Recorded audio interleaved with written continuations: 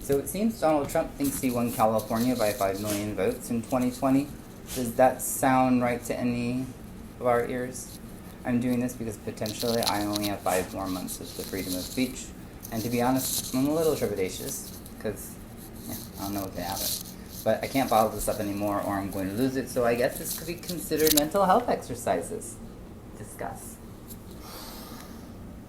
California, wake up! We are the 4th largest economy in the world. Why do we accept what the GOP does outside our beautiful, wonderful weather bubble? Let me repeat, we live in a bubble, and we must wake up. We have the largest pocketbook with the most disposable income in the entire world. We must put our money where our mouth is and collectively wake up. Californians are one of the largest groups of people and families who consistently travel out of state for work or pleasure. And yet, we don't seem to think that the laws of the places we visit will affect our own agency, our own autonomy. As Californians, we lose all legal protections and the regulations that we expect in our state when we leave the state. I'll exclude the massive need for regulation of the tech industry and AI, which we already know is a problem. But those regulations, those are what made this wonderful oasis. Those laws. What happens in Texas doesn't stay in Texas, we've seen. Same goes for Arizona, Alabama, Arkansas, Mississippi, Florida, Ohio, Iowa, Missouri. Our mothers, sisters, daughters will lose the right to control their autonomy. Let me repeat. Our mothers, sisters, daughters will lose agency over their bodies. Women's reproductive health care is just health care. If anything I've said sparked something in you and you've got 5, 10, 15, 20 bucks to spare, to spare to support yourself, your wife, your sisters, maybe even a gay friend who feels threatened like he's living in Berlin 1933 and we all know what happened after that. And we cannot sit this out. I'll provide a list of congressional and Senate candidates. There's a lot of them for upstate New York, so we can get those seats, and a few other really cool people. There's this awesome lady out of Florida. But they will stop this intentionally tilted 50 years of planning conservative MAGA Supreme Court. Awful. I've never seen it. In addition to recognizing our integral role as not only the world's superpower, but the world's guardian. The saying, with great power comes great responsibility, should not be cast a cliche. Friends, we are the light that shines over our precious planet. We are, since 1945, because of our collective and all-encompassing resourcefulness, which is our essential, quintessential American talent. We've created this haven we call home. It can't be taken for granted. We already see AI being used in brazen, dishonest ways, being used by the GOP, then they're lying about it, then they're lying about their lies. I'll leave out the Wall Street Journal for today, my aggression is a little high.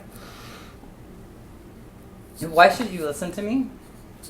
Because I've loved and love Republicans, not MAGAs. I was a political science major. I grew up in San Jose, lived in Valley, but I went to school in Virginia, lived in D.C., saw some things. But I live and breathe politics. And to be honest, it's kind of a problem to some, but I believe this is existential. And I know there are other like-minded Californians who value the same things I do. But to no fault of their own, they don't have an addiction to politics like I do. And lucky for them, they have other interests that they take delight from. And that's great. Because really, in this day and age, who wants to talk politics? Well, I mean, I cannot help it. I can't help myself. But you ready for a deep dive? I promise no sharks or batteries. I spiraled deeply into alcoholism during Trump's term. I almost died. But I asked for help just in the nick of time. Because of the Affordable Care Act, Obamacare, help I needed, I was able to receive 90 days before the COVID quarantine. When, on my 93rd day of sobriety, my Nana passed away. alone, staring at an iPhone, and us, who were not there. This next part is pretty cool. About a week after my Nana passed away, in the middle of the day, I received a call from an area code I recognized as Chicago. I have a couple friends there, so rather than doing my normal let it go to voicemail, I picked up the phone, and on the other end was the staffer for the Biden campaign. He simply called to ask how I and my family were holding up. I don't know why, but I got real with him. I told him I'm at 112 days sober, and on my 93rd day my grandmother passed away by herself in a hospital while we said goodbye via iPhone, and yeah, it's been tough, but I'm very thankful that I was able to receive the care I got prior. You know, it was totally due to Obamacare that I wasn't bankrupt after. I mean, it cost some money, but I didn't, not $50,000, no, which would have been it. Never in my life had I thought my timing was right until January 6, 2020, when I gave it up. Peace out, martinis, and asked for help. The guy heard me. He listened, and I felt great after. I'm 99% certain the kind gentleman's name was Josh. He asked for nothing. He was compassionate, and he then remarkably, in a thoughtful and considerate way, conveyed sentiments of sincere remorse. And he asked if he could confirm my number and my email and keep them on the roster. That was it. And I said, yes, of course.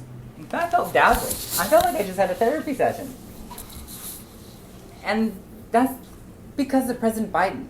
That's who he has working for him, because he is the example. I didn't know at the time. I'd soon find out for real, myself, from the man himself. About 3 days after my phone call with Josh, I received an email from one communications director for the Biden campaign, Jennifer Palmieri. Being the political geek that I am, I already knew exactly who she was, and immediately opened the email. It was an invitation to join a virtual rope line with 12 other people, rather other people via Zoom, with the former vice president and current candidate for president, Joe Biden, in 2020. I think I was so surprised, I ended up replying to 2 emails. My first simply just said yes. However, I thought I should explain myself further and ask for a few more details, questions, and lo and behold, Jen Palmieri calls me up and sets me up. And so I'm on this Zoom call with 10 other people, and I was number 2 with whom the then vice president was to speak. It wasn't face-to-face, but it was. The vice president got to me for my 5 minutes to chat. He opened with, Travis, I heard your Nana recently passed away during the quarantine, alone. I'm very sad for that, and you have my deepest sympathies. I don't know if it was the word sad, but I kind of lost it. And then I tried to fix myself. But him referencing my grandmother by our family name Nana, I mean, details. The man is so sharp. And I still see it today. He conveyed his condolences. And then we talked policy. I doubt I was ever classified as an undecided in their mass database of Democratic denizens. Nonetheless, he didn't try to persuade. He asked me what I thought. Slightly tripping on words, I gave it to him. I hope I conveyed myself in a dignified and respectful way. But I know policy. And so, man, I gave it to him. And he gave it back. And it was great.